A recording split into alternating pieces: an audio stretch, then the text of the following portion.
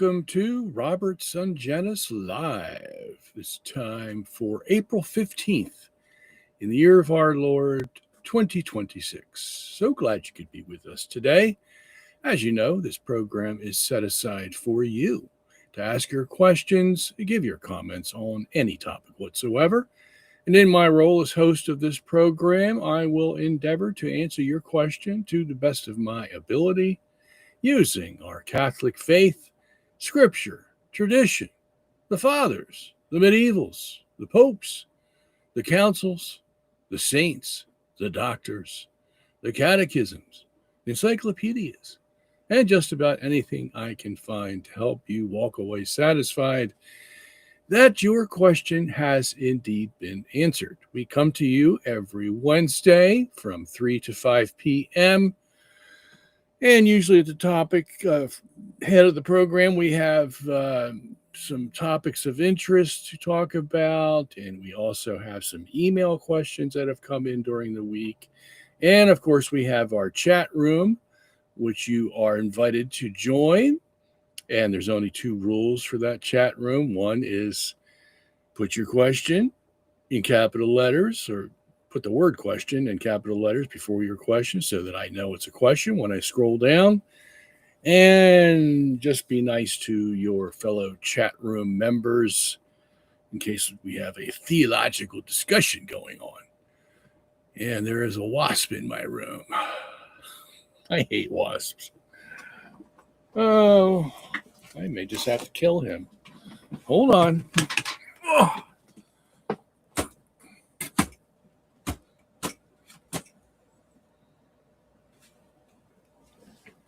All right, I think I got him. I'm going to watch him go bite my leg. Anyway, probably a sign from the Lord.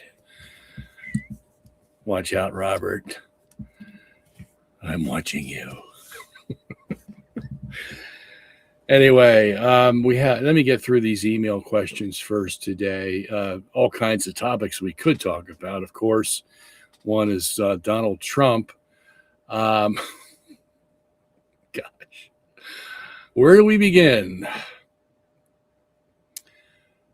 I didn't think his tendency to lie about facts would include the fact that he tried to dismiss his posting on Easter Sunday, was it, of himself looking like Jesus coming to heal someone.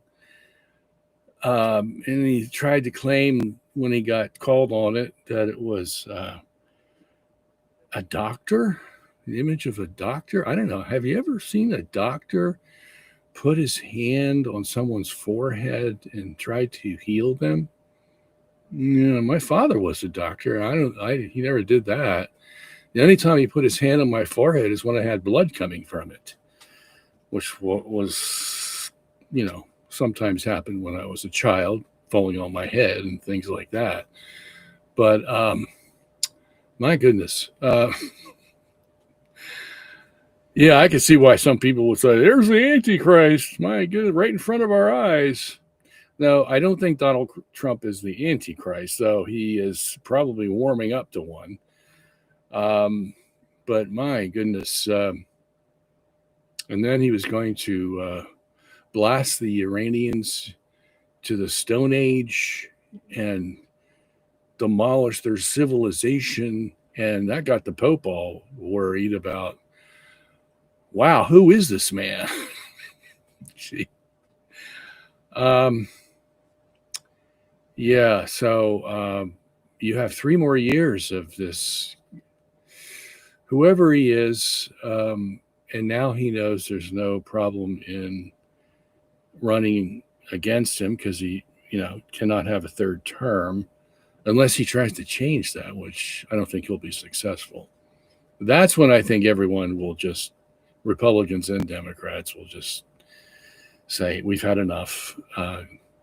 Let's move on. But boy, I don't know what we're in for the next 3 years. I just hope the best part of Donald Trump comes out, not the worst part, because we have seen the worst part. And when you challenge his ego, the results are going to be that he's not going to relax his position. He's going to become even more staunch than he was before. God help the world. And boy, does he have a partner in crime to work with him out there in Israel. That is for sure. So, yeah, we could have World War III any day. Just prepare yourselves.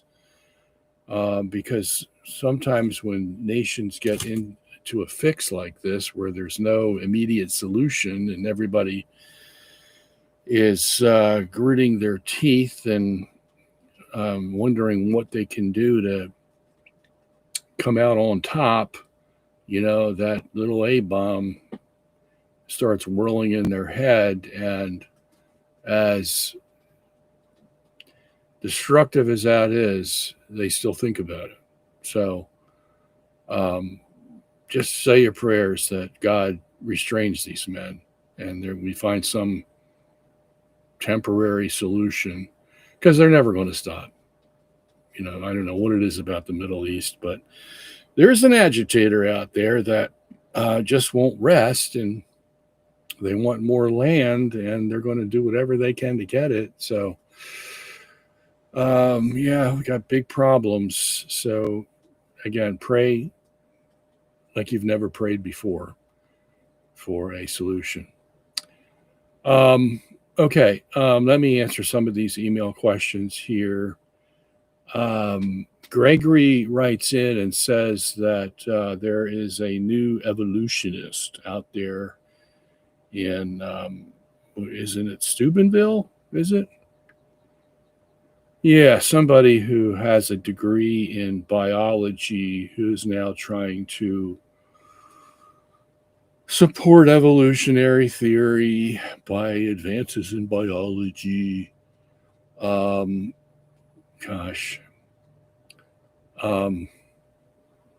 Biology is one of the sciences where they know the least. Chemistry is not too bad because all you have to do is hook up atoms and molecules in the right way, and you can pretty much predict what's going to happen. Physics, it's a little harder because they haven't even found out what causes gravity, much less how things move. They don't even know what inertia is.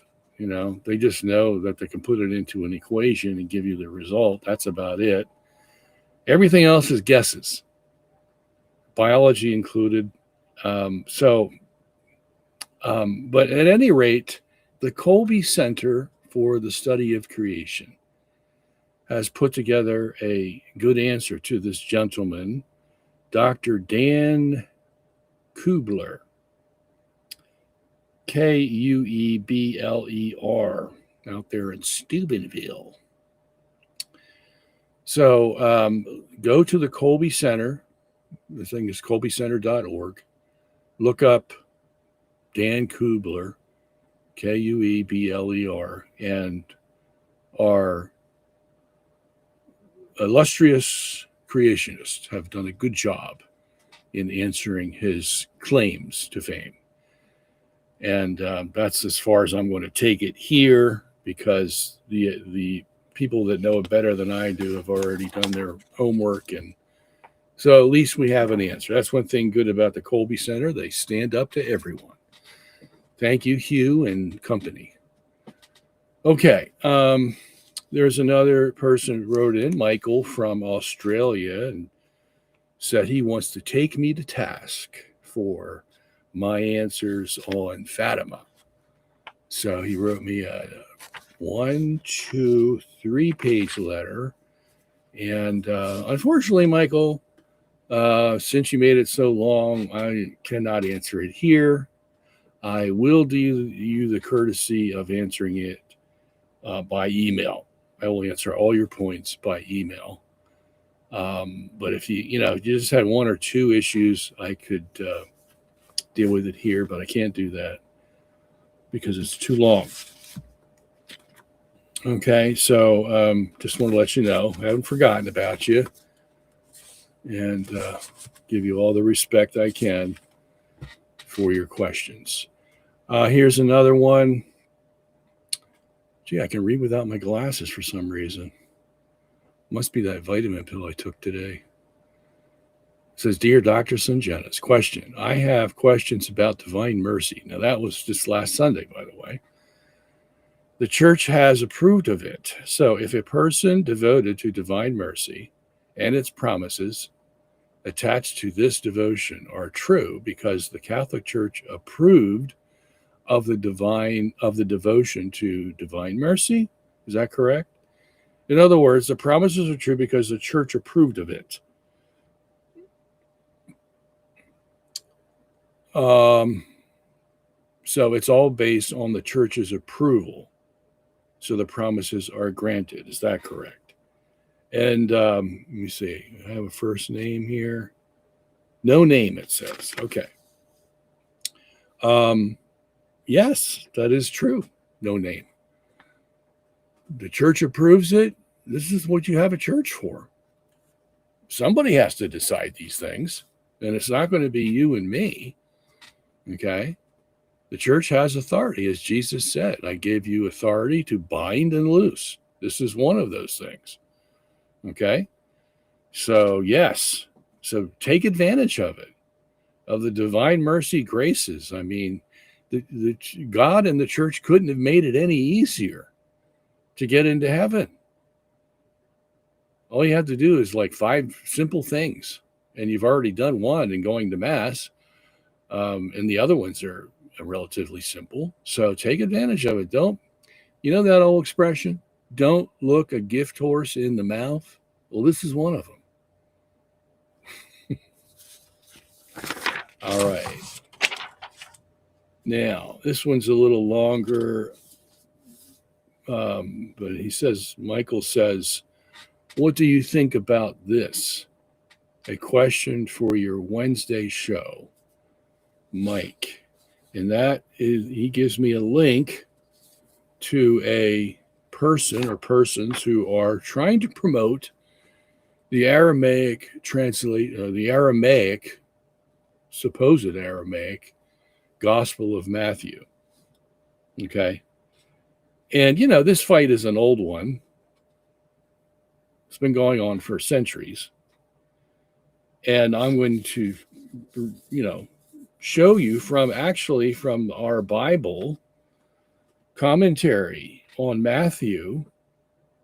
You can go find all you want to know about possible Aramaic language of the Gospel of Matthew, its history, where it came from, where it's going, all that, from our Bible commentary on Matthew that you can purchase on our website, robertsongenis.org. So avail yourself to this tremendous scholarship, if I say so myself, because I did a lot of work on this. And I'm going to read part of that to you to answer this question. But this guy's pushing the Aramaic, and you would figure, okay, so he's pushing the Aramaic. Not the first time we've heard this, but the reasons why are probably the first time you've heard this. Let me read those reasons. I thought I was going to be dealing with some scholar about, you know, he's got new evidence Aramaic is true and all that, but no. He says at the website link, he says, the version you know, our Father who art in heaven, hallowed be thy name, came to you through 3 separate translations. Wrong. From Aramaic, the language Jesus spoke, into Greek. From Greek into Latin. Oh, first of all, you know, he's assuming Jesus spoke in Aramaic. Wrong. We don't know that. Okay. And that Jesus spoke it into Greek. I don't know how that happens. From Greek into Latin, from Latin into English, each translation was conducted by institutions with specific theological interests. Each one made choices, some deliberate, some the consequence of the limitations of the target language. That progressively moved the text away from what Jesus actually said and toward what the institution needed it to mean. That's some heavy accusations there. Because who else could he be talking about except the Catholic Church? Wow. And now here we have the revelation of why he wants the Aramaic. What was lost in those three translations is not minor. It is the entire consciousness framework that the prayer was designed to transmit. All right, so he's into the New Age kind of thinking. There's a consciousness out there that it's trying to bring to everybody. And one of them is the divine feminine. Wow. See, I'm glad somebody's going to explain that finally. The divine feminine, the understanding of reality as frequency and vibration. Oh, I knew physics had something to do with it. All this work I've put into physics, and now I know, so I can understand the Lord's Prayer. He doesn't tell me what verse in the Lord's Prayer actually teaches vibration and frequency, but it's there, according to him. The teaching of non-duality, the direct recognition that the prayer and the one being prayed to are not separate. Wow. Oh, so God's praying to God, or we are God and we're praying to ourselves. That's what the first psychoanalyst, William James, who came before Freud and all those other guys, but was the basis for Freudian psychoanalysis, claimed that when you pray, you're praying to your subconscious. Wow. And then when your prayer, if it comes about, answered, then we attribute it to God, but it's really just the natural course of events that you happen to facilitate because that's what you want to happen, Yeah. So that's how they answered prayer, by praying to your subconscious. The understanding of forgiveness as energetic release rather than moral transaction. See, the physics as a triple whammy here. Frequency, vibration, and energetic release. Good thing I took physics in college. The vision of the earth as a sacred living system rather than a fallen world awaiting divine rescue. There's the clincher. Yeah, they always want the nirvana, I can't deal with this sin issue. The death and sin. What a morbid religion you have, you Catholics. Can't you be positive? Yeah, so that's what's behind this push for the Aramaic. And boy, you want to see how he gets these ideas out of the so-called Aramaic. All right, so let me, for those of you that are interested in this, there's not many people, that say, yeah, gee, I was waiting to hear whether Matthew was, was Aramaic or Greek or whatever, and it's going to really make a big difference in how I approach the Bible. Not many people like that out there, but for those scholars out there who want to know, again, it's in my Matthew commentary. 1, 2, 3, 4, 5, 6, 7, 8, 9, 10, 11, 12, 13, 14, 15 paragraphs, big paragraphs. All right, so let me just read a little bit. Let me go as far as I can for those interested about whether Matthew was written in Aramaic or Greek and what's the big issue here.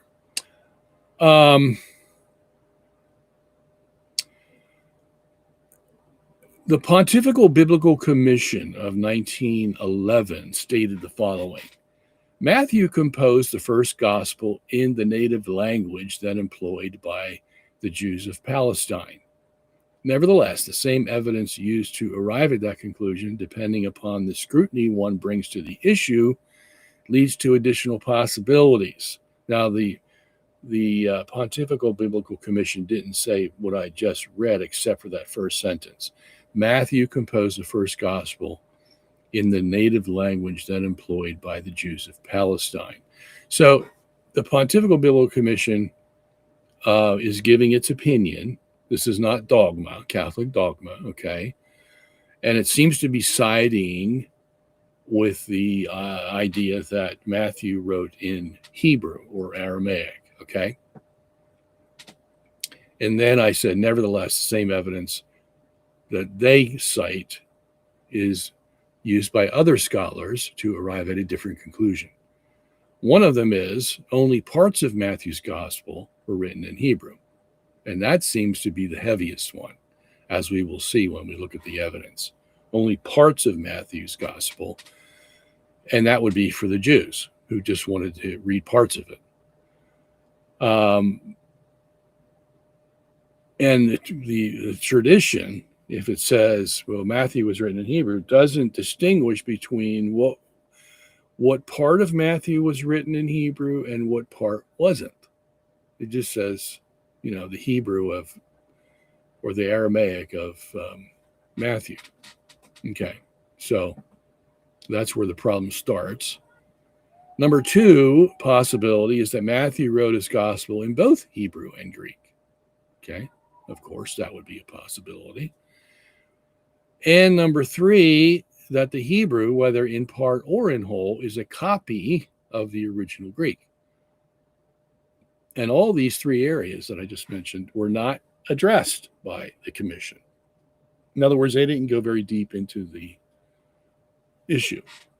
But if you wanted to find some authoritative statement, you would go to the 1911 Pontifical Biblical Commission. Okay? Among the earliest evidence that Matthew's gospel was originally inspired in Hebrew and only later translated into Greek is that of Papias, one of the earliest fathers of the church, circa 130 AD. That's pretty early. And Papias knew John, I think. Yeah. Because John was writing the Apocalypse in 95 AD. And so there's a crossover between John and Papias. And as a matter of fact, Papias says that John told him certain things. And but the problem is we can't find them in writing from Papias because we don't have many of his writings. But we were told from a third party that Papias talked to John, the apostle. Papias is cited by Eusebius in a fragment that says, Matthew indeed composed the oracles in the Hebrew language, and each one interpreted them to the best of his ability. That's in Eusebius's Church History, 339, 15 to 16. It is assumed by those advocating a Hebrew original of Matthew's gospel that the logia, this is Papias's term he used for his writings, the logia, was handed down as part of the tradition and was then translated by an unknown Greek writer around 90 AD. Some hold that the logia contained the entire Gospel of Matthew, others only parts. So again, you see that controversy. The, quote, oracles in the Hebrew language, unquote, are often referred to as the logia of Papias, from the Greek word logion, which is translated into English as oracles. The main question concerns what Papias meant by the word logia. Does he mean only sentence fragments or sentences incorporated in a narrative, that is, a gospel such as that of St. Matthew? Among the Greek classical writers, logion, which is the diminutive of logos, signifies the, quote, answer of oracles, unquote, or a prophecy. In the Septuagint and Philo, the phrase ta deca logia, that is, oracles of God, refers to the Ten Commandments. Logia sometimes has a broad meaning. Writers contemporary with Papias, like Clement of Rome, Irenaeus, Clement of Alexandria, and Origen, used logia to designate facts and sayings. Papias's work was titled, quote, Exposition of the Oracles of the Lord, or Exposition of the Logion of the Lord, which contained historical narratives. This we get from Eusebius again. The problem, however, with using Papias as the basis for a Hebrew original of the Gospel of Matthew is that Papias does not specify whether the logia represent the whole gospel or only excerpts. Moreover, Papias does not refer to a Greek translation of a Hebrew original, which is significant, nor does he cite anyone who had seen or handled a Hebrew original, which is significant. Okay? More specifically, Papias speaks of a collection of Hebrew sayings that were interpreted by various people, which were then handed down through tradition. This may mean that the Hebrew portion is only a Jewish interpretation of Matthew, not an actual translation. This is supported by the fact that none of those who produce the interpretations give any indication of a Greek translation. This is certainly a curious lacuna, if indeed this group of witnesses knew that Matthew was translated from Hebrew to Greek. Because if there ain't no Greek translation, then their claims are false. In addition, there is a question as to whether Papias refers to oral or written translations of Matthew when he says that each one translated the sayings as best he could, quote unquote. Since there is no allusion to Greek translations of the logia of Matthew, it is most likely the case that Papias is referring to oral translations disseminated at Christian meetings, similar to extemporaneous translations of the Old Testament made in Jewish synagogues.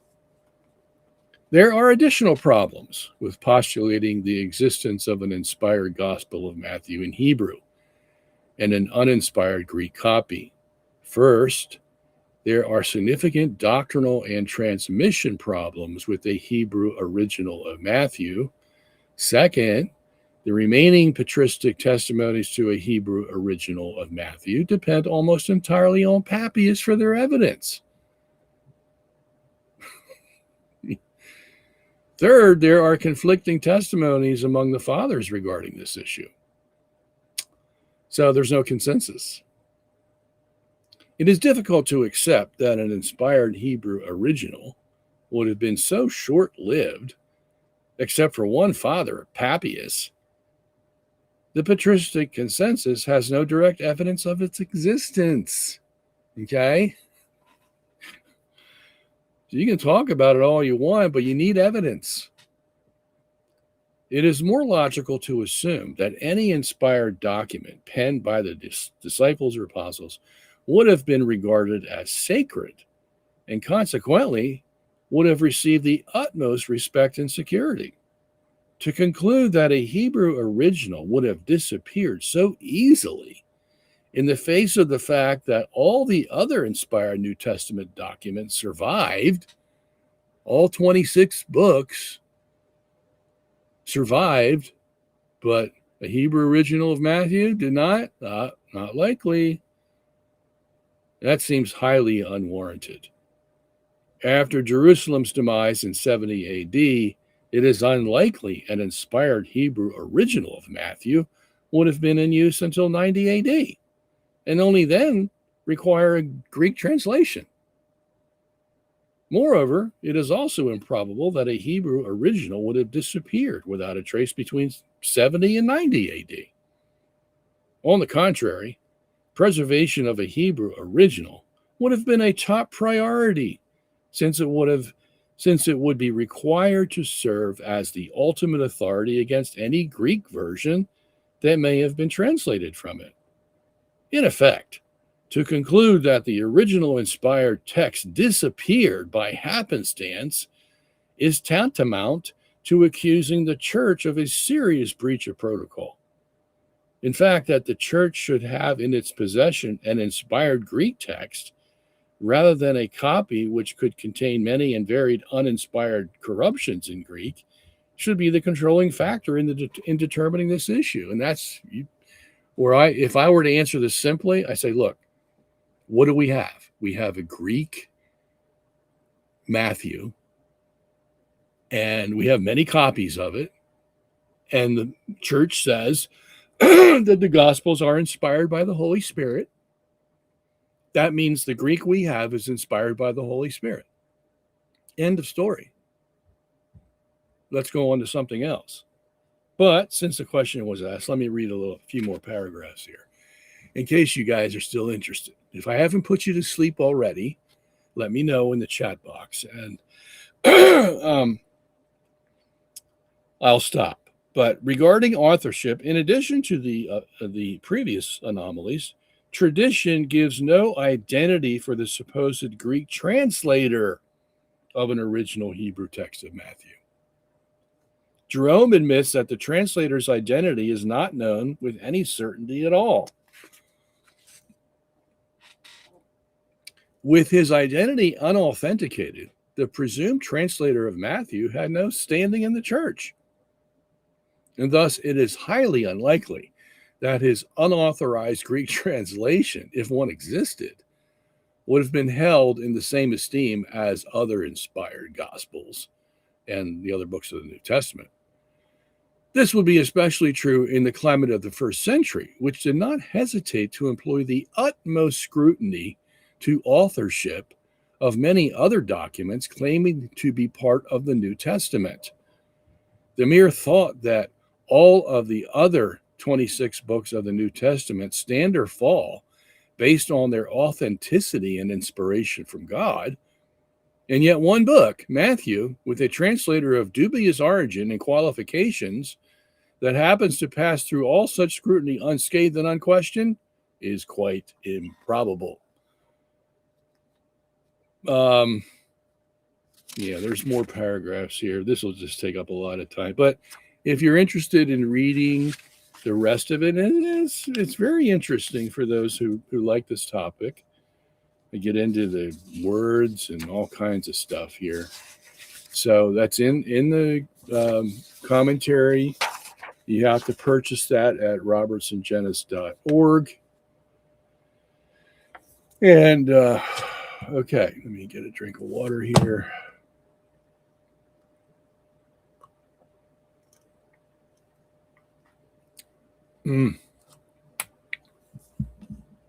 All right.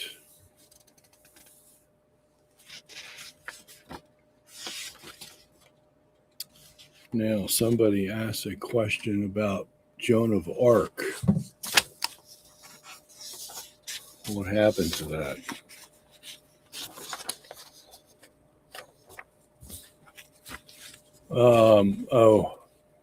I don't have it, but I remember the question. It said, did the Catholic Church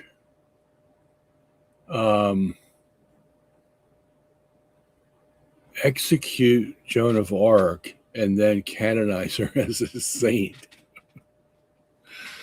Oh, here it is.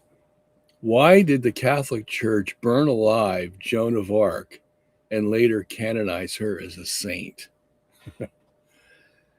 Well, the story of Joan of Arc is a little complicated, but and this usually happens for some of the claims that she made. I mean, she was claiming to have divine visions, and with her, she had a sort of a, I don't want to say contentious personality, because I don't know Joan of Arc, but from the writings about her, She's not one that would just stand there and take false statements or criticisms lightly. Yeah, she was a fighter. And to be a woman fighter in the midst of the political scene of that day, you had to be pretty strong. And she was. So, and then on top of that personality, she claimed to have visions. And of course, those visions, some of them at least, would go against what was being taught, by the popular teachings of the day, or they would go far above them, you see, and compete with them. Invariably, that's going to happen if you claim visions and dreams and that are coming from God. Okay, because they're not normal. And if you do something abnormal, then you're going to get some abnormal responses. Okay, and this happened to her. She was told to settle down. Don't get so hyper about these things. And that's hard for a person who's receiving visions to accept, because you feel they're from God. And telling her to settle down and keep quiet, it's like telling her that her visions are all false and she doesn't know what she's talking about. We don't want to hear them, So, and to show you how her personality came out, she would dress in military clothing, and in that day, women don't do that.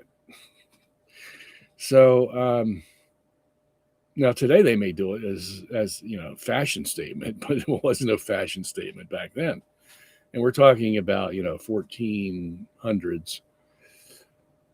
And there was a lot of controversy in those days. Gosh, there was a lot of controversy, just like we have today.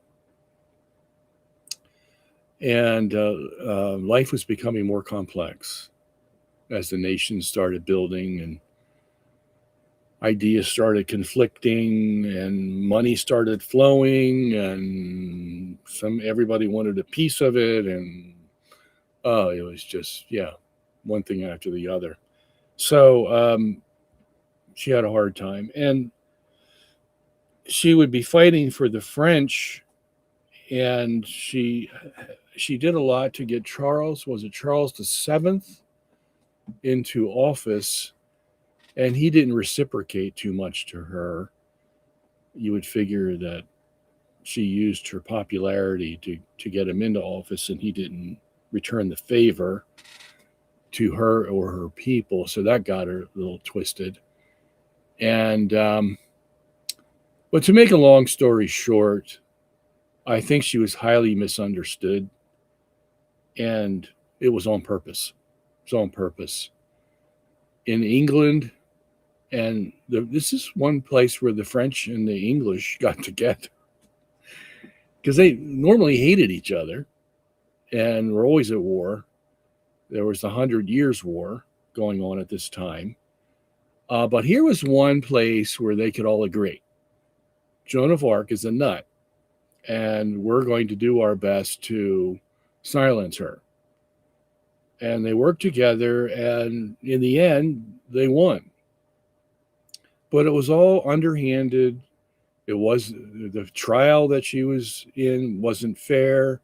Everybody was biased. We already knew what the outcome would be before the trial started. Yeah, these things happen to God's saints. And the things that happen to them are sometimes so sad that you're glad this life only lasts for a short time. And then it's over. And then you're in your glory. Yeah. So it ended up, she was convicted, and so she's burned at the stake and they're all, gleeful over it. We finally got her, shut her up. And of course, the church later is going to investigate this whole matter, and it takes time. The church sometimes acts very slowly, and also it takes a long time to get all the facts together, and for the biased people to die off, and to have the right atmosphere, let's say, where a fair assessment can be made of what happened, why it happened, who were the bad people, who were the good people, who were those acting like they were good and were bad, and vice versa, of course. But that, the assessment did not occur from the church, the reassessment, I should say, until 1900. And after they had enough evidence, it was easy to see what was going on. This poor woman was abused and misunderstood, and the political scene of that day was atrocious. So the church said it was a wrong judgment. The church of that day did not do its job for Joan of Arc. And see how the church can rectify the problems if they put their mind to it? Yeah. It took 500 years, but they eventually did it. Okay. So that's what I think about the Galileo issue. That's why I spend so much time defending it, because we're right about that time where the church can reassess it, figure out who the players were, why they said what they said, who was trying to block it, who was trying to use politics, blah, blah, blah, blah, blah. Yeah, all that stuff is, we know it happened once. It can happen again. Well, actually, it happened more than once. Okay.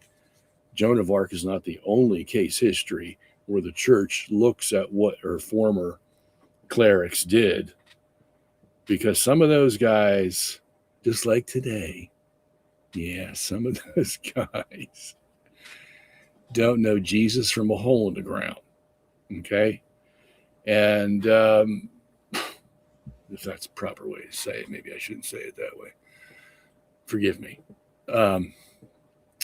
But and that's the life of the church from the time of in the beginning. Okay. We had heretics, unfaithful people, adulterers, you name it, everywhere in the centuries of the church. Sometimes I don't know how the church, like the time we had 3 popes, my goodness. And Rome was moved to Avignon, France, and we didn't know who the Pope was. And we had how many anti-popes? Oh my gosh. 40, is it 44 anti-popes?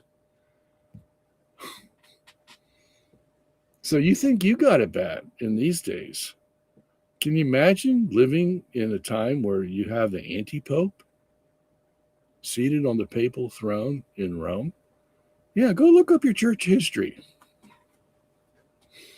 You get a full vision of what life is really like.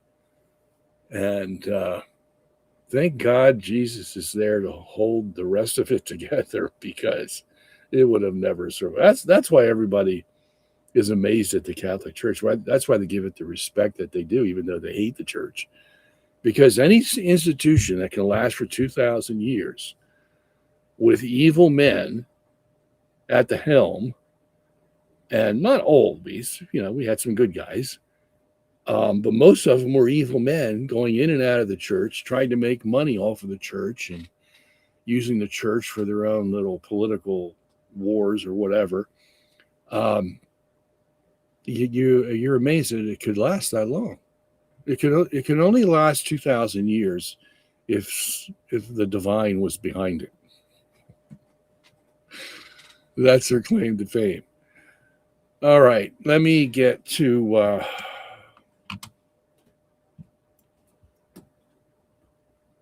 the questions. Good, we don't have many questions today. I can walk away early, maybe. That's good because I didn't get much sleep last night. All right. In light of the anti-Catholicism coming from clearly President Trump's administration, do you think that the killing of the Shia Pope was an externalization of anti-papal, anti-clerical sentiment? I don't think so. I mean, I think these things crisscross, but to put your finger up, there's the problem right there. That's hard to do. Okay. Life is complicated.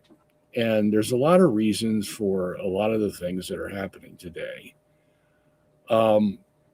If I had to put my finger on one catalyst, it would be Israel. I mean, isn't it obvious? They've been wanting to go to war with Iran for the last 40 years, according to Benjamin Netanyahu.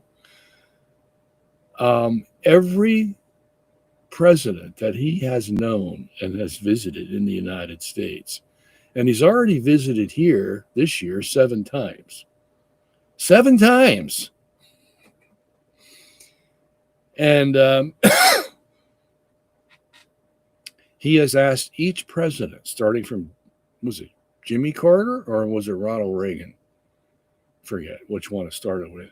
He has asked the United States to bomb Iran because he wants to get rid of Iran, because that's the biggest boogeyman for him and his entourage of Likudists and Zionists that is in his way. So when you have that kind of pressure put on each president, and Trump, that you would think would be the last of the presidents to come under the pressure of Netanyahu to go to war against Iran, that he becomes the one who does the dirty work of all the presidents, because Trump claims to be the strongest of them all. Every other president, he's criticizing this, that, and the other thing, and he's the strongest. And he even accused the Pope of being soft on crime, which means Donald Trump is strong on crime. And he talks a lot. I don't see much crime going down in the United States. I see a lot of immigrants being deported. Whether that's being strong on crime, I don't know, because the immigrants are hiding in places. They're not doing crime, well, they're doing some crime. But yeah, I mean, you got to give him credit there. He did more than what Biden did. And Biden just let him in by the truckload because he needs more votes, as you can tell from the last election. But here he claims to be stronger than all the other presidents, and he's the one that takes the propaganda of Netanyahu and decides to act on it and almost start World War III. So if I were to point my finger to one place, I would point it there. I wouldn't point it at the Shia Pope. Okay. That's just another, a stepping stone to accomplish Israel's goal. And what's the goal? Well, they're making it pretty known now. I mean, it used to be in secret. 25 years ago when I first started dealing with this, it was secret that Greater Israel was their goal. now they have no shame. It's like, yeah, Greater Israel's our goal, and we can tell you right where the boundary is, and it's right at the Latina River in Lebanon. That's where it starts, and then it goes all the way over to outside of Iraq, and farther on from the Nile to the Euphrates. That's their goal. They want the land, and they're making everybody know it. So, I mean, the guessing game is over. That's where it's all coming from. Okay. Iran has little motivation except that they're in the way. Little motivation for Netanyahu, that is, except that they're in the way. And then Turkey's going to be next. They're in the way.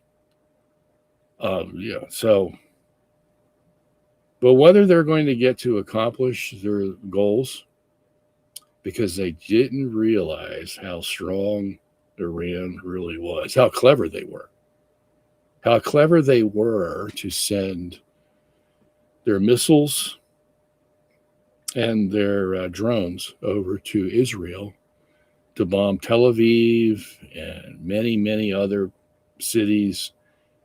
Israel is a practical wasteland right now because of the continual bombing Iran has sent from underground silos. Their missiles, we can't find them. Trump boasts of demolishing most of Iran. Yeah, maybe all the stuff that's on the surface, but all this stuff underneath, that's how we lost the Vietnam War. Because the Vietnamese figured out, the North Vietnamese, that is, that they were going to use underground tunnels as their transportation, not above on the surface, where they could easily be seen and be bombed, carpet bombing, with napalm and all that stuff. They won the war and chased us out because of the underground networks that they built. And listen, they were in war with France, the Vietnamese, North Vietnamese, for 25 years prior to us going in there in 1965, 66? And we were there for how long? For about 10 years. So these people learned how to fight. And it's the same with the Iranians. They learned from past experiences what they have to do to survive. And that's all they really have to do, survive. They don't need to conquer civilizations. That's not their goal. They're not looking for more land. They're just looking to survive. 93 million people. And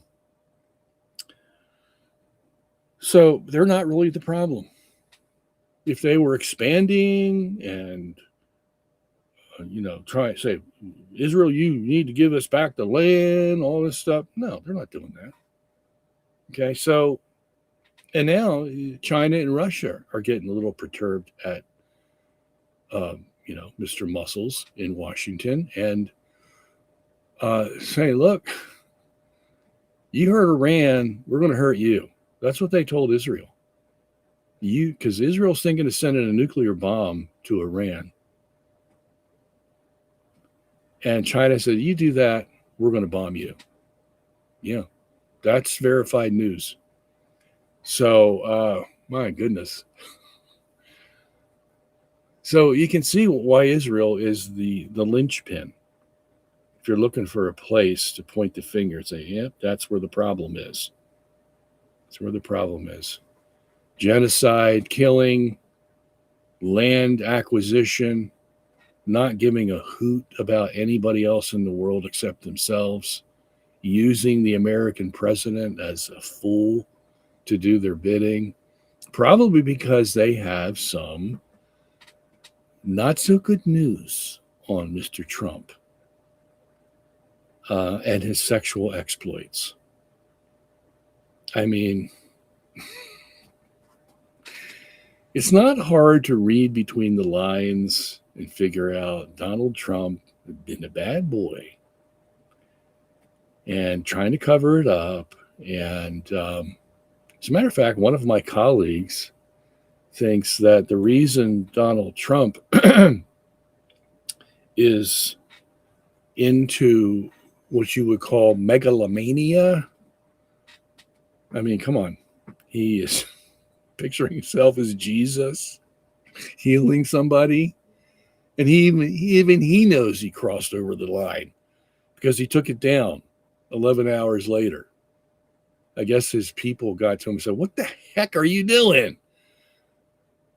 And they took it down. But that's megalomania. Saying that he's going to waste Iran back into the Stone Age and destroy their civilization. I mean, civilization, those are words that when you're talking about mass destruction of a society that doesn't survive. And many other things that, I'm the greatest this, I'm the greatest that.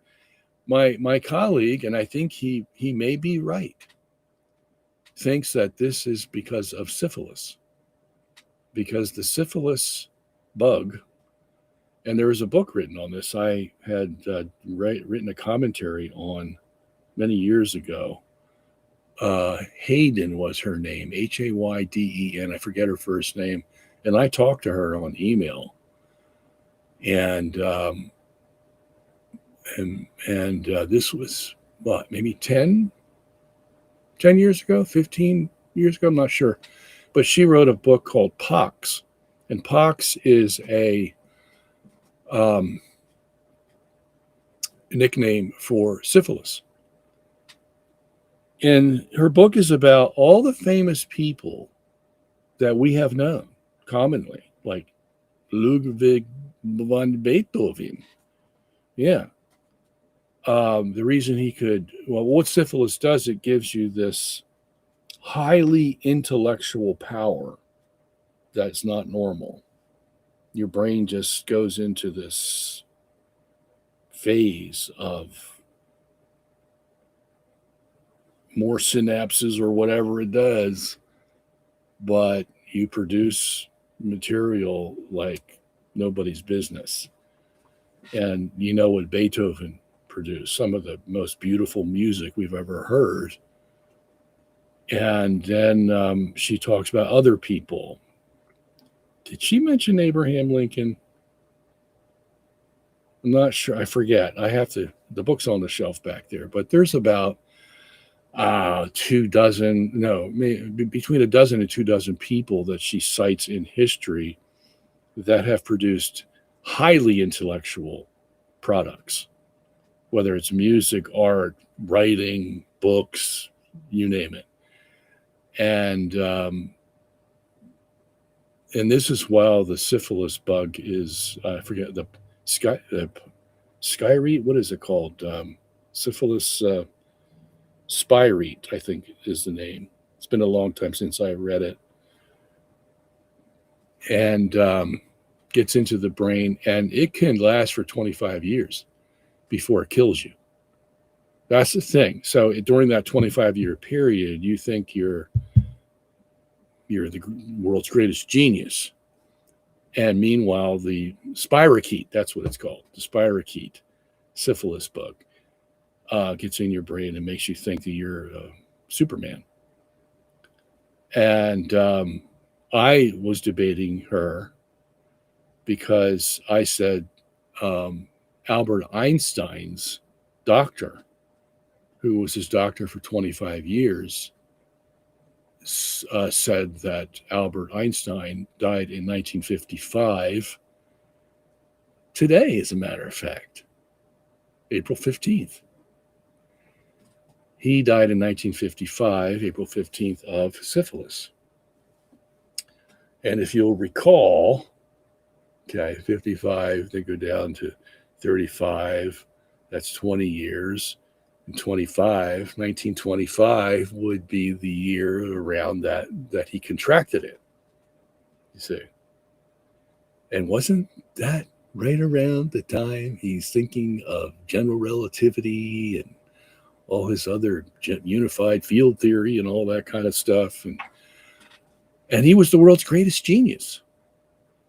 But yet he had syphilis. Yeah, not a very good guy, Albert. He was an atheist, and his wife, Maliva, gave him 3 children, and he divorced her because she became Catholic. Yeah, believe it or not. And his 3 children also went with her. And meanwhile, he was dating what's her name? Lowenthal. She was already Mrs. Lowenthal was already married to Max Lowenthal. What was her first name? Ilsa Lowenthal. And he eventually married Ilsa after he divorced Maliva. Marek was her last name. And they got Max Lowenthal out of the picture. I forget how that happened, but so he married Ilsa Lowenthal. But before he married Ilsa had a daughter named Elsa. And when Einstein met Ilsa, the mother, Elsa was 19 years old. Yeah. And quite a beauty in her own right. And in his notes, Albert is deciding whether he should marry Ilsa or start dating Elsa, the 19-year-old, and perhaps, have a fling with her. No wonder he had syphilis, for crying out loud. And that's not counting all the other little, peccadillo relationships that he had. And eventually he got tired of Ilsa and started committing serial adultery against her. And they got divorced. And so this is the whole time that Albert is, going around the world showing off his intellectual prowess with the theory of relativity. Okay. And if he did have syphilis, it eventually caught up with him. And I forget his doctor's name, but he had the same doctor for 25 years. And that's how this doctor knew that he had syphilis and that he died of it. So here's another instance where megalomania comes from overindulging in your sexual prerogatives. Yeah, it's amazing how God built into the body all these ways that the body will undergo attack by these little microorganisms, whether it's AIDS or monkey virus or syphilis.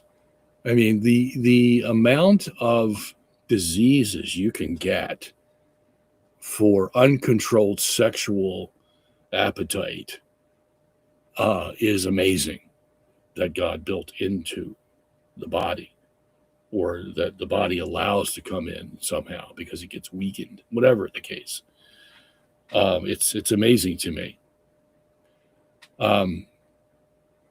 So what's my point? My point here is that my colleague, E. Michael Jones, by the way, who came up with this brilliant idea of why Trump is into megalomania, is because he has syphilis.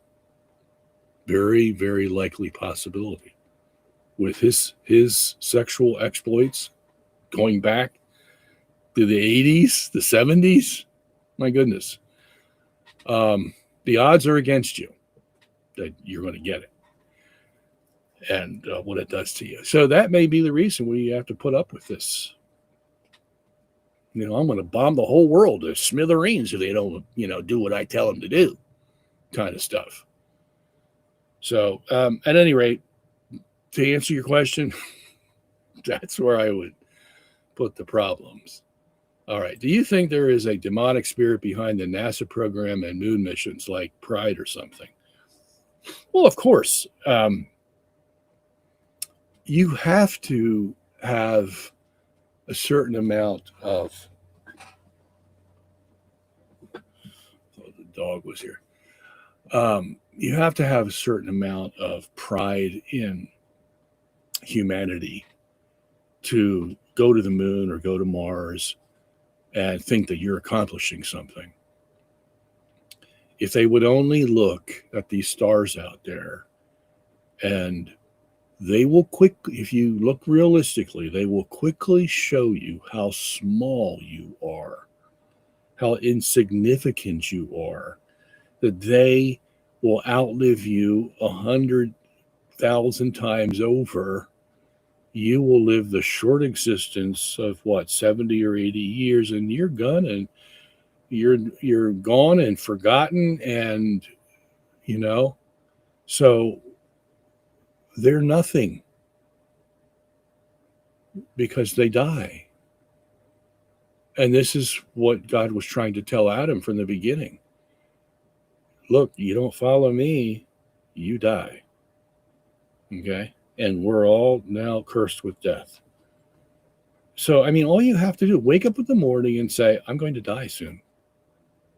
And that's all you really need to realize who you are. You're nothing. And you're dependent on somebody who made you. And that's it. There's really nothing else. But they can't, you see, because they're blinded. They don't want to bow to a God, because that means they have to answer for all their sins. They just don't. That's why Jesus said men don't come to the light. John 3:19. Men don't come to the light because it will show their sins. They want to stay in the darkness. Yeah, makes sense.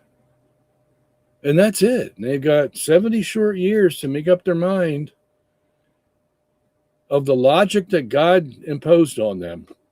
Here's the logic. I'm God, you're not. I created you. You sinned. You're going to die and go to hell for your sins unless something's done about it. Very simple. Okay? So these guys think somehow that can't be all true. All these stars out there, there's got to be life out there. We got to start looking for it. And once we find it, we're going to know there's no God. You see? Because they evolved just like we did. And we don't have to answer to God. That's why they're looking for life.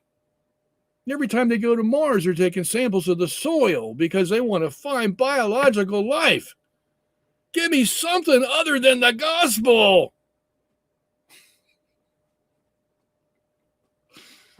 Give me the possibility that there's life out there.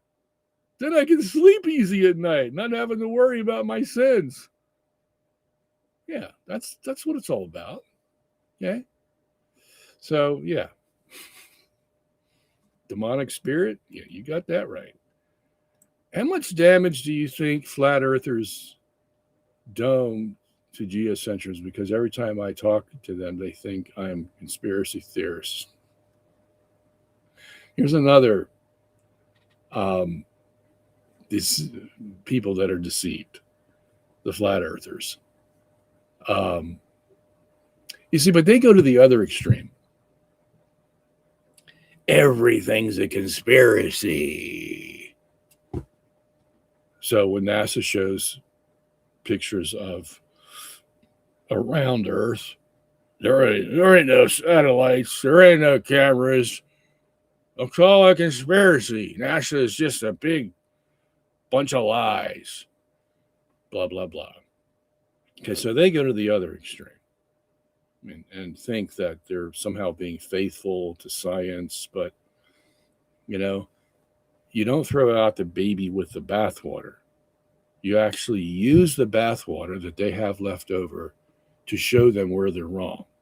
That's NASA. Show NASA where they're wrong. Okay. Or show them the other side of the story, But these guys want to throw the baby out with the bathwater and start reinventing the wheel. That we don't need to do. Okay. So, yeah, they've done their damage. It was well planned. Whoever planned it is well planned to hook up Flat Earther with geocentrism. But nothing I can do about it. I've done my piece. At least everybody knows about it now. Now they have to make their decision. All right. Question. Do you address what Bishop Barron said about Israel has the right to exist? It generated a doctrine controversy. Well, it depends on what you mean about a right to exist. I mean, they exist. So in that sense, they have a right. Okay. Because the United Nations got all the nations together and they all voted to give Israel half of Palestine, 50%. Okay. And that's a decision the world made. So whoever goes against that goes against what we've all agreed to. So in that sense, they have the right to exist. Okay. Now there's two problems with that, however. Israel doesn't just want 50% of Palestine. They want all of Palestine, and they want to kick the Palestinians out of the rest of the land, which is what they've been doing since 1948. Okay. And a major portion of it came in 1967. And, they think that their right to exist goes beyond what the UN said. That God is above the UN, and God has given them the right to have this land because they had it a long time ago. And since that's the case, then they have the right to take more land. And that's where the problem comes in. Because their appeal to the UN would be okay, but not to God. Okay? Because God is not dealing with the Jews the same way he did in the Old Testament. Those days are over. As a matter of fact, we got two videos up on YouTube at Robertson Genis YouTube place. And one is dealing with Genesis 12, and the other is dealing with Genesis 15. And the Genesis 12 deals with that claim the Jews make that, like Ted Cruz was making a few weeks ago to Tucker Carlson. Says, I learned in Sunday school that if you bless the Jews, you will be blessed. If you curse the Jews, you will be cursed. That's Ted Cruz. And he's getting that from his Sunday school class that he had when he was like 7 years old, a long time ago, but still in the thick of things, and believes that not only is that true, but God promised land to the Jews in Genesis. And he still owes that land to the Jews because they exist now.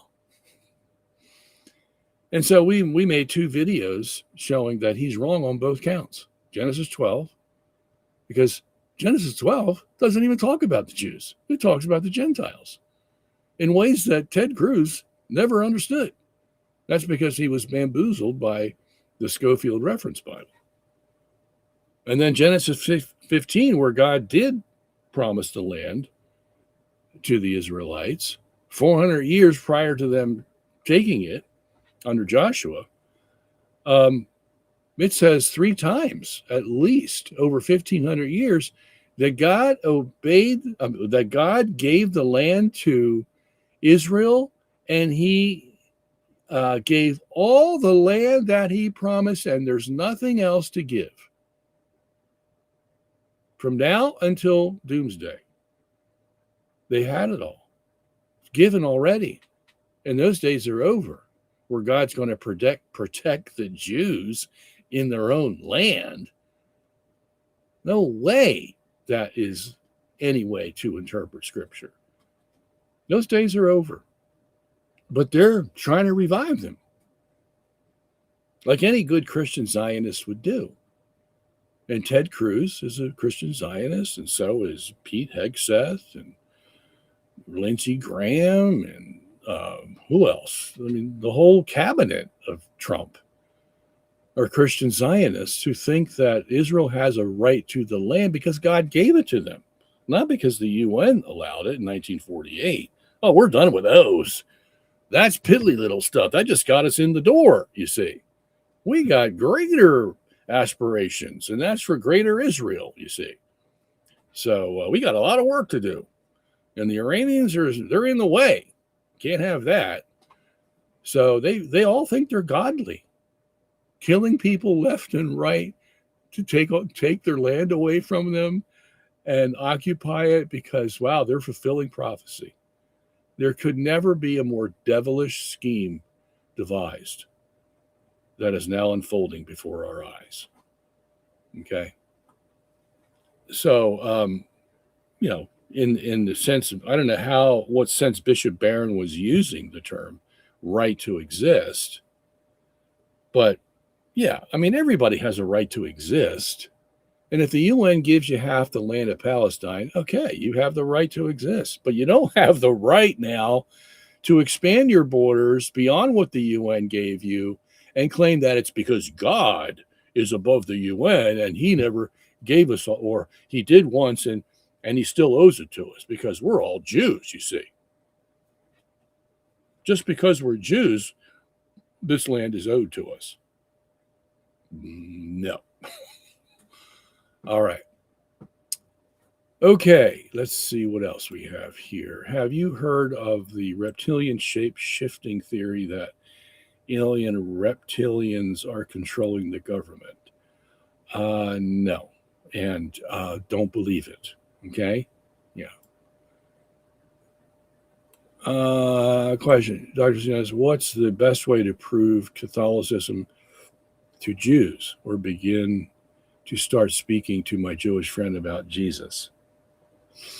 Well, you've hit upon the crux of the issue, and that's Jesus. What do you do with Jesus? Now, the fact is that Jesus rose from the dead. That can be shown from history. There's really no question about that. Okay? We have historical evidence that he was crucified, that he died on the cross. We have tremendous witnesses all throughout that time of history that tell us that. And we have evidence of his resurrection. So what do you do with that? Okay, that's where you start, because that's where they deny that Jesus is God, that he has no power to rise from the dead. But that's where our gospel starts. Without the resurrection, we would have nothing, you see. But we have an actual human being that died and rose again, which means it can happen to everybody else as well. If it can happen to him, it can happen to us. Okay? And the Jews have nothing. They think that they're the Messiah. They don't even know if and when or how or who is going to come back, even if he is the Messiah that's supposed to come back, and what he's supposed to do. They really don't know. Well, we know. We know because it's in the Gospels. And that's where you have to start. So you have to challenge him.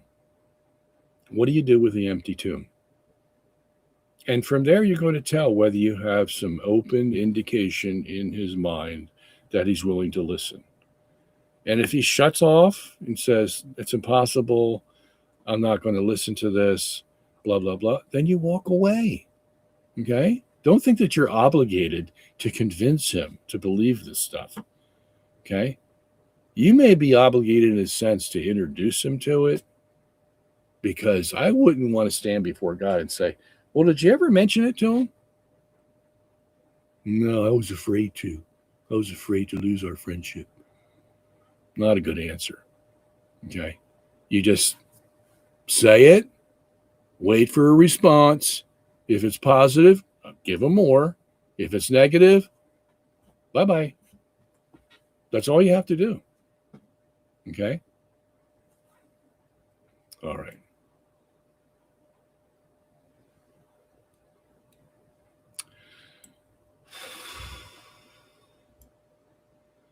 Question: does Isaiah 43:2 represent our souls going to heaven via the layers of geocentrism?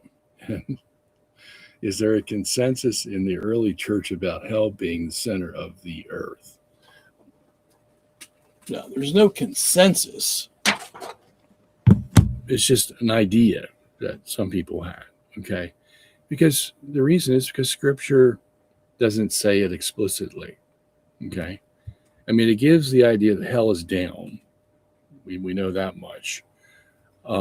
But whether it's in the center of the earth, that's a whole other story. Now, you said Isaiah 43:2. Let's take a look at that.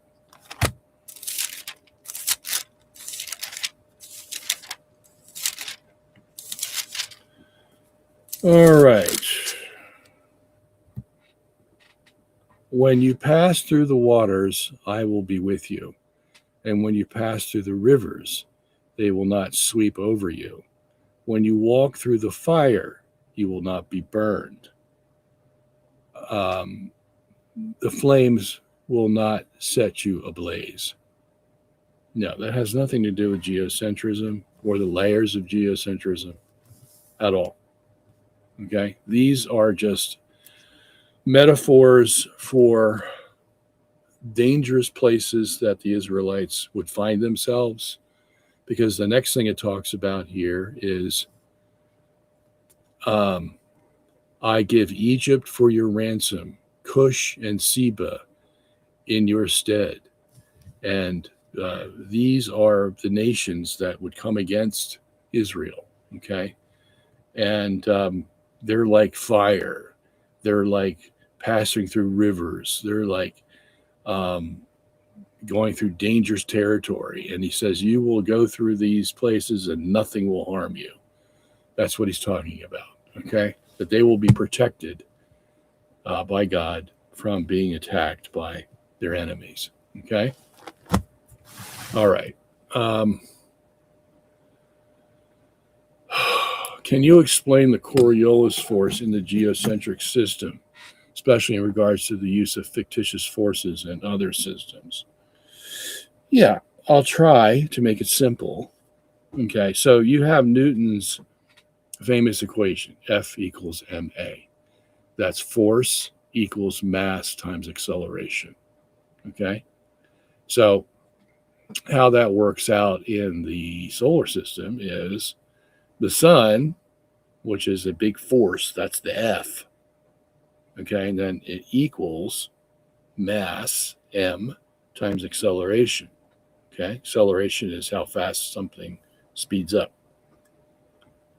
So the force is pulling the Earth in the Newtonian system, and the Earth has a certain mass, that's the m, okay, and it has to go a certain velocity in order for it to escape being pulled in by the sun, okay, and the Earth has this thing called inertia, which allows it to keep on moving. Once it's moved, it's going to keep on moving. That's inertia. But things that are given inertia want to go in a straight line. So the Earth wants to go in a straight line. It would go out in outer space if there was no sun there to pull it in. Okay? So the result of the Earth wanting to go straight and the force pulling on it is a curved orbit. Okay? Curved orbit. That's what the Newtonians claim as what is occurring out there in space. Okay? Now that works. And if that were the only two bodies that we had to worry about, the sun and the earth, we'd say, yeah, it's over. Argument's over. If that's all you have, then the sun is greater gravity than the earth. The earth is going to have to go around the sun in order to escape being pulled in by the sun. Case closed. Period. End of story. The problem is it's not the end of the story, because you've got a big universe out there with all kinds of stars, 10 to the 22nd power, 22 septillion stars out there. It's amazing how many there are. There's more stars out there than there are grains of sand on all the beaches of the earth. Okay? Now, if the sun has gravity, well, the stars have gravity too. And if you add 10 to the 22 power stars, that's a lot of gravity. So they do have an influence on our solar system. So you just can't have the sun and the earth, you see. You have all those stars out there to account for. Okay. That's, and that upsets Newton's whole theory. Because if that's, again, Newton didn't include the stars in his theory. So you have to understand that basic level of physics. Okay. So the geocentrist comes along and says, well, the stars have an influence, and all the other gravitational and inertial forces out there have an influence on what goes around what. So you can't say that the earth goes around the sun. You just can't say that. Because if you include all the rest of the universe, it can be arranged such that the sun goes around the earth. Yeah. And all the physicists agreed to that. It's not like this is new revelation. They all agreed that there was a flaw in Newton's system because he assumed too many things. And you can't do that in physics. You can't assume, because then it's metaphysics. Yeah, that's what metaphysics does all the time. It assumes things that it can't prove. Okay? And physics comes along and says, no, you need experimental evidence. Stop making up things. Because, that's what they used to do back in the Middle Ages. And Plato and Aristotle said they used to make up things all the time. Because they had no test equipment, They just didn't have it. They didn't know what atoms and molecules were. They didn't know what F equals ma is, or whether it could stand up to scrutiny. They had no idea. Okay, so they went into metaphysics. But you can't do that, not in the modern age. So your physics better be right. And the physics of including the universe means that you can have the earth in the center. Okay? All right. So if you have and by the way, Newton admitted this himself. Yeah, in one of the pages of the Principia, the last page, he admitted that, if you had the proper forces out there in the universe, you could have the earth in the center and the sun going around the earth. And I have this plastered over all my books everywhere, but nobody talks about it. Nobody talks about it. It's like it's in Chinese or something.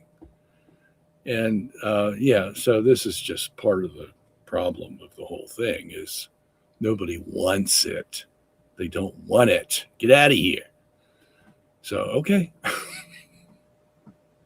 Can't say I didn't tell you. But Coriolis force. Okay, let's deal with that. So, what is a Coriolis force? Let's say that you are on a ride at the amusement park, and it those rides where you get stuck to the wall because the thing is going around really fast and the centrifugal force sticks you to the wall so you can't even move your arm out from the wall. Okay, well, let's say it went a little slower so you could move at least. Okay, and you had a ball, a beach ball, and you saw the person right across from you, and they would stay the same as the thing went around. They would stay right across from you, and you had the beach ball in your hand, and you tried to throw the beach ball to the person right across from you on the other side of the ride. Okay. Would that beach ball get to them? And the answer is no. What would happen? Well, you throw that beach ball, and as soon as you let it go, it'd go off to the right. It might be caught by somebody at your right hand, depending on how fast that thing was moving. That's because of the Coriolis force. That is the Coriolis force. There's some force that's taking that ball and not allowing it to go in a straight line. That's going to curve that beach ball. Okay. Now, remember we talked about inertia? Like in Newton's system, you have the sun and you have the earth. And then the earth has inertia because once it's pushed, it's going to continue to go. That's because of its inertia. And we said that that inertia is going to make it go in a straight line. Okay. Not a curved line. The curved line comes because the sun is there pulling on the earth. At the same time, it has inertia. But inertia is going to make an object that's moving go in a straight line. And so in order for that object to go in a curved line, there has to be another force. Okay. So for this beach ball that you're holding inside this amusement ride and you're throwing it in a straight line, but it ends up in a curved line, that's because a force moved it from being in an inertial state. Okay. So it's not depending on its inertia anymore. It's depending on another force. And we call that the Coriolis force because it was discovered by the man named Coriolis. Okay. So we know that the Coriolis is a curved line.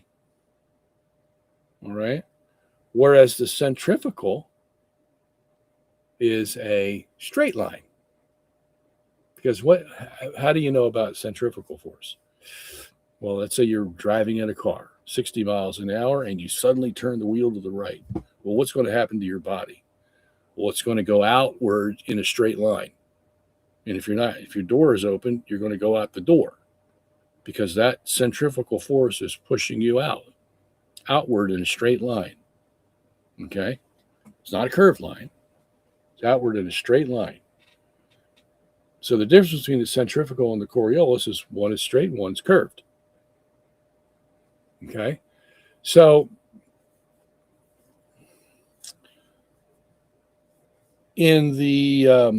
so where does the centrifugal force come from? Well, your first clue is that if you're in the amusement ride and it's going around, your first clue is that maybe that circular movement of the amusement ride has something to do with that Coriolis force. Because if you were just sitting in the amusement ride and it wasn't going around yet, they were just waiting to get everybody in, and you threw the beach ball to the guy across from you, it would go in a straight line and go right to him. So there's something about the circular movement that causes the Coriolis force. Okay. Now, the geocentrist comes along and says, okay, here's what's happening. You know that big universe out there that Newton forgot about? Yeah. Well, that not only has gravity from 10 to the 22nd power stars, that gravity is moving because the universe is rotating, you see. So if you get gravity that's now rotating, you're going to create other forces. And guess what? One of them's the Coriolis force. Yeah, when that universe rotates with all that gravity up there, all that mass, it's going to make a Coriolis force. It's also going to make a centrifugal force. Yeah, the same centrifugal force that you experience on that amusement ride when it starts moving, it forces all the bodies to the wall of the amusement ride, and everybody's stuck to it. That's centrifugal force. Okay. Well, some smart guy's going to come along and say, well, come on, man. If the universe is rotating and you say there's centrifugal force, well, wouldn't that mean that all the stars are going to be forced to the rim of the universe? Just like the bodies in that amusement ride are going to be forced to the wall of the amusement ride once it starts rotating? Yeah, that would be a good assumption. Okay. So there has to be another force that's going to counteract the centrifugal force so that the stars don't go to the rim of the universe. And guess what that is?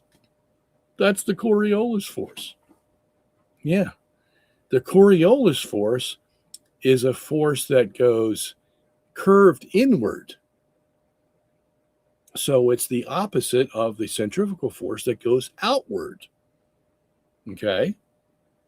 And I'm not making this up. This is all in the physics books. Okay. Beginning with Ernst Mach, Albert Einstein, and a slew of others that have discovered it, you see, that are afraid to mention it.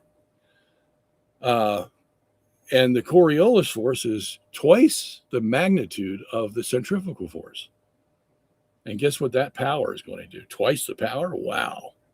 That's going to hold all those stars you see out there in their exact positions so that as the universe rotates once daily, all those stars are going to stay in those exact positions. Why? Because there's a balance between the Coriolis and the centrifugal force of a rotating universe. Very simple.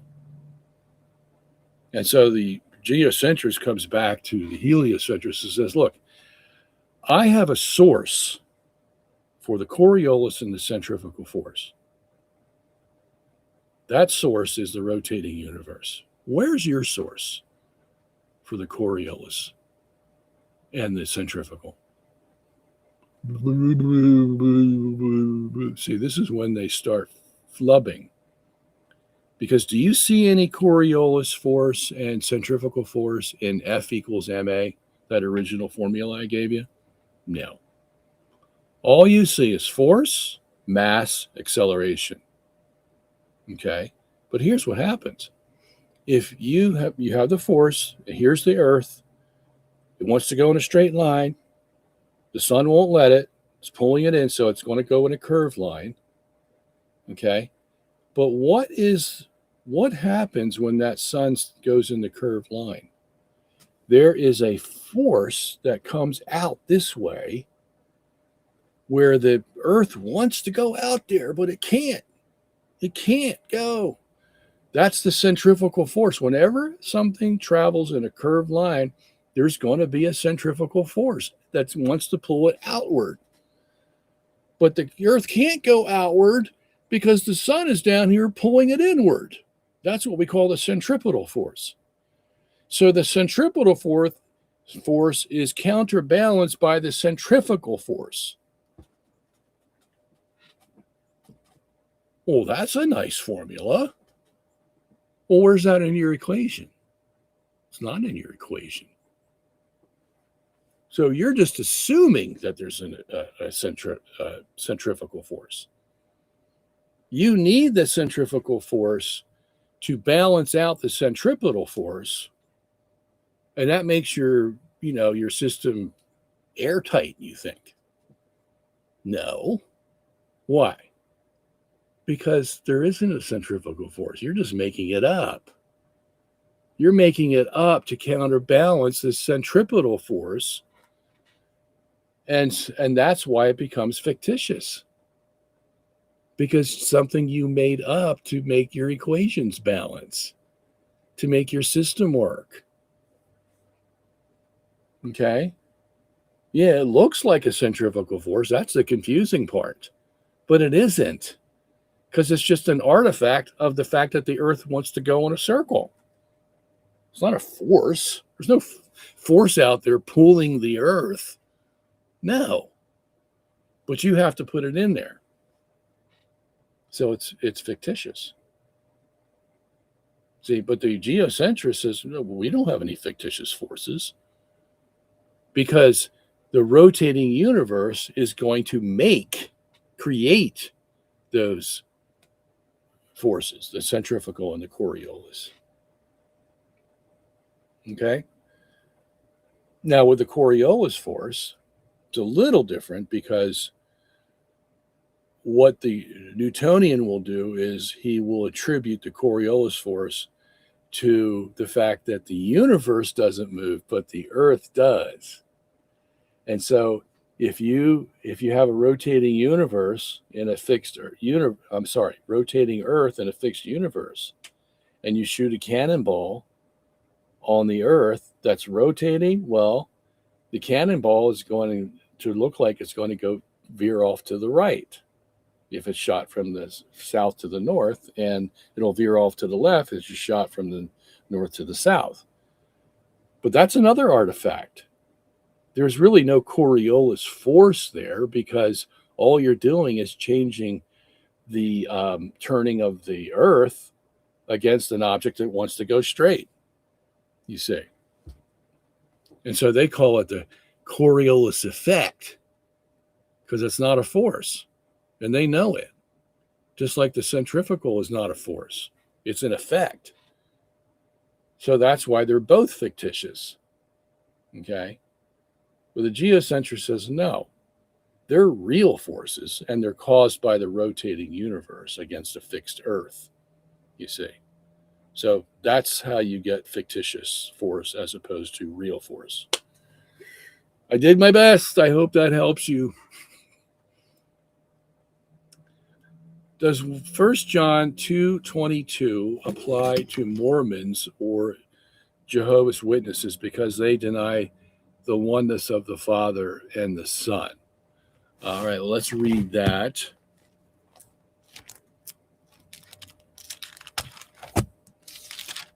First John 2:22.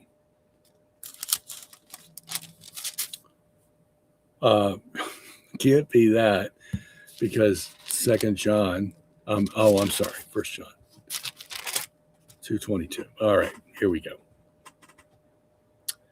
Who is the liar? It is the man who denies that Jesus is the Christ. Such a man is the Antichrist. He denies the Father and the Son. Yeah, that would apply to Jehovah's Witnesses. It would apply to Mormons and anybody else. Back in those days, there was a guy, what was his name? Starts with a T. I forget his name. Maybe I'll remember it. But he was going around in John's day. Very famous heretic.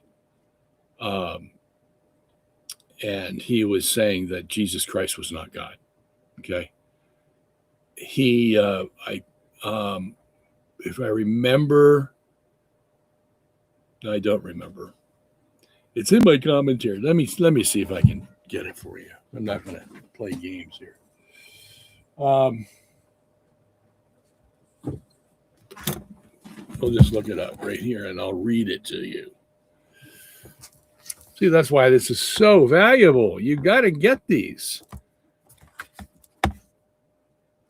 Only what, $276 for all 4 volumes, 3,000 pages of just raw information you've been dying to have. 1 John 2:22. I don't know if his name is going to be there. Hopefully it will.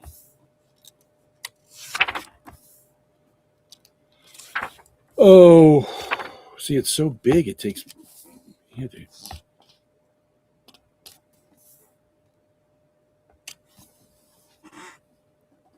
Okay, let me see. Is his name here?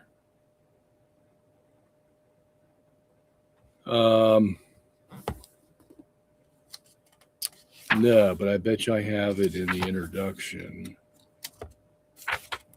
You have to excuse me, people. don't know why I can't remember. He's a very famous guy.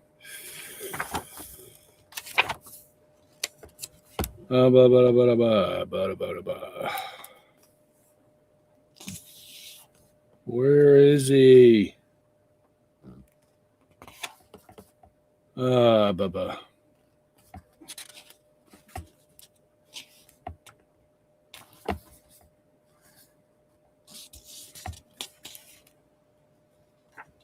Anyway, he's a very famous heretic during that time. If I remember later, I'll let you know, but for some reason, I can't grasp it right now.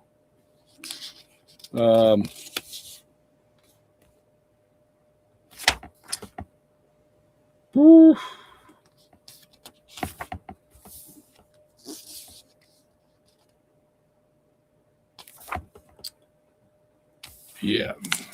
Sorry about that. But yes to your question, okay? Anybody who denies, and Jews, deny the connection between the Father and the Son. Jews, Mormons, JWs, Muslims, okay? Almost every religion is going to deny a connection between Jesus and the Father, if they believe in Jesus.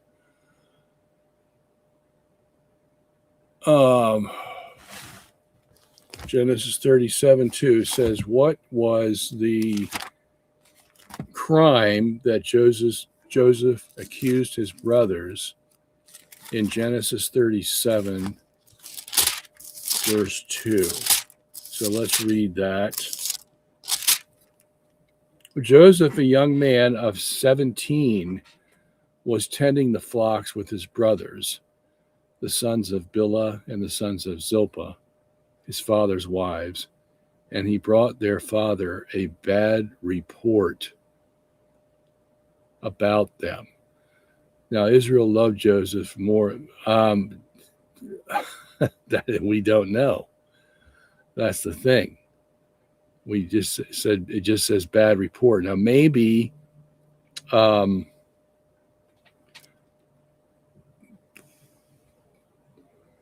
don't know what the bad report was. Good question, though. We just don't have any information about what it was. Sorry, I can't answer that. Is the firmament hydrogen, ether, or whatever space is made of, or both somehow? Well, ether is just a general name that we would apply to anything that is out there in space, that constitutes space, okay? Hydrogen is one of them. We know from modern science that 90% of space is made up of hydrogen, okay? 90%, that's a lot. And then every other element that's in space, not all of them, of course. There's some lithium, there's some helium, but mostly hydrogen, okay? So that's what the firmament would be. And the firmament is a term that applies to both the first days of Genesis and the second half of Genesis. The first days of Genesis, it has a big job to do. And that's why it has to be something specific like hydrogen, because only hydrogen could do this job as easily as it does it. And that is, first it has to be extractable. You have to get the hydrogen from somewhere. And we already have it in the water that was made. The water is made of hydrogen and oxygen, H2O. We drink it all the time. Okay, strange combination of elements, two gases turning into a liquid at room temperature and not being flammable. As a matter of fact, it puts out fires. But hydrogen gas and oxygen gas, two of the most flammable substances we know of. As a matter of fact, every substance that burns has to have oxygen, or else it can't burn. And then hydrogen burns, what they say, furiously. And when it's combined with oxygen, it blows up and then becomes water. Okay, so we know we can extract hydrogen, and you can either do that in two ways. One is electrolysis, where you stick an electric current in water and it will produce hydrogen gas and oxygen gas. Or you can do it with thermolysis, where you get exceedingly high temperatures and the water will automatically break down into hydrogen and oxygen, and then they're going to explode and you're going to have a big problem. So the great light, that's what the great light is for, made on the first day. That great light is, 10,000 times the size of the sun. That's going to be made on the fourth day. And the reason for that is because it has to break down this water into hydrogen and oxygen. And the hydrogen is going to turn into the firmament. And when the firmament is under the pressure of all that water that God made, it's going to be solid hydrogen. And solid hydrogen at that pressure and temperature is a black metal. And that's what's going to hold up the water that God made on the first day and allow the water underneath of it to rest on the earth. Although on the earth, it's going to be about 2 or 3 miles in depth. But that's needed because the firmament has to be something strong. Okay. And the Hebrew word rakia, or rakia, is a word that means something strong. Okay. And the only way that the firmament could be something strong is if it's made of something strong. And that's hydrogen at the right pressure. And that's about 10 to the 16th pascals in pressure, which is tremendous. Okay. So it needs to do that job to hold up the water. Okay. So it has to be solid, but then it has to turn ethereal, because on the fourth day, it's going to be used to posit the sun and the stars, and they have to move freely in that, almost as if it's frictionless, you see. So here's an instance where, this can be supported by the Hebrew word rakia, because it can turn into something soft. Amazing thing about this Hebrew word, it can be something hard or something soft. And that's what happens on the creation days. The first 3 days, or first 2 days, it's something hard. And on the last 4 days, it's something soft. Okay? Perfect. Fits perfect. And that's the major ingredient, the major component of space would be hydrogen. And it's such a simple element, one proton, one electron, not much to it. So it can serve many different purposes. And well, when I found out that it was 90% of space, and they mean all of space, is hydrogen, it's just absolutely amazing how it fits like a glove into Genesis chapter 1. So now there's other things, of course. We cover this in our video series about the nature of matter in space, because when you're talking about material creation, nothing cannot exist. That's the principal rule. If you're going to talk about a physical material creation, then you can't have nothing and say that it exists, because nothing means there's nothing there. Okay? Because a lot of people, when they think about space, they go, well, there's nothing out in space. No. No. Otherwise, there wouldn't be space. As a matter of fact, space is something. Okay? We may not know exactly what it is, but we know it's something. Okay? It has to have a physical existence. All right? And so what's the smallest possible physical existence we can have, or that we know of? in our modern physics today. Well, here's where you get into quantum physics, and the smallest possible physical existence there can be, and still be a physical existence. Okay? Because if it's not a physical existence, then it doesn't exist in the physical world. And then it's spiritual or something else. Okay? So, and why we talk about the smallest? Because it has to be. Because if there's something smaller than what you attribute as the smallest, that means that that thing is the smallest.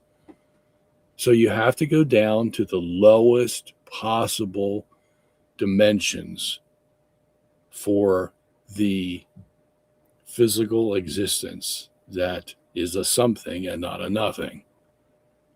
And what we believe that is, when you add up all the possibilities and shake them up and spit them out, that's the Planck dimensions, which is so small that you can't even conceive of it. 10 to the minus 35 meters. Now, that's 20 orders of magnitude smaller than the electron, which is 10 to the minus 15 meters. The electron, yeah, that thing we can't see either. Of course, we can't see protons either. But there's a lot of things we can't see that exist. But if you're going to go to the small, what's the absolute smallest that you can have and still be matter? That's 10 to the minus 35 meters. Okay. So that's the basic component of the universe. Okay. Including the earth. Well, the earth is not immune from this. It's everywhere. It fills every little nook and cranny inside the earth, outside the earth. Whereas the firmament is only outside the earth. The firmament is the heavens. Okay, the earth is not the firmament, nor nothing inside the earth is the firmament. Okay, because the firmament's made of hydrogen, and that's the thing that the mechanism that makes the whole creation work in the first couple of days. Okay.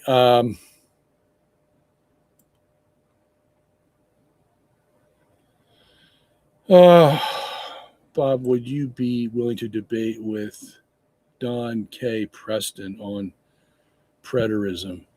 Have you seen anything from him yet? No, I haven't, and my debating days are over. Yeah, I hate to say it, but I stopped debating, about a year ago, was it? I was doing debates like every 3 months, and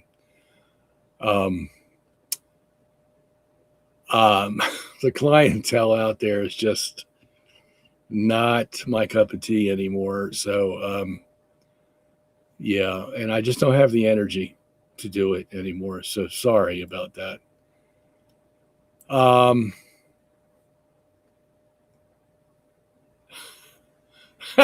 There you go.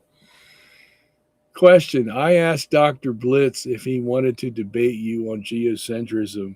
He said there is no point. Geocentrism is consistent with relativity. It's only the ignorant you have to debate with the PhD ones. See? What did I tell you? Straight from the horse's mouth. You see, and that's basically what I like about relativity, because it just shuts everybody up who's saying, and geocentrism is impossible. How can the small earth go around the large sun? And they think they've won the debate, you see. But like I have explained for you this afternoon, that once you include all the rest of the universe out there, yeah, well, things change. And that's what Einstein did for us. He included the rest of the universe. Now, he didn't follow it up the way he should have, but he was forced to include the rest of the universe because that's what relativity demands. And once you do that, Albert, thank you for opening the door again. And now we're just going to clarify what it all means. You see, it's all we do. Oh, yeah, you can't do that. Can't do that. Okay. All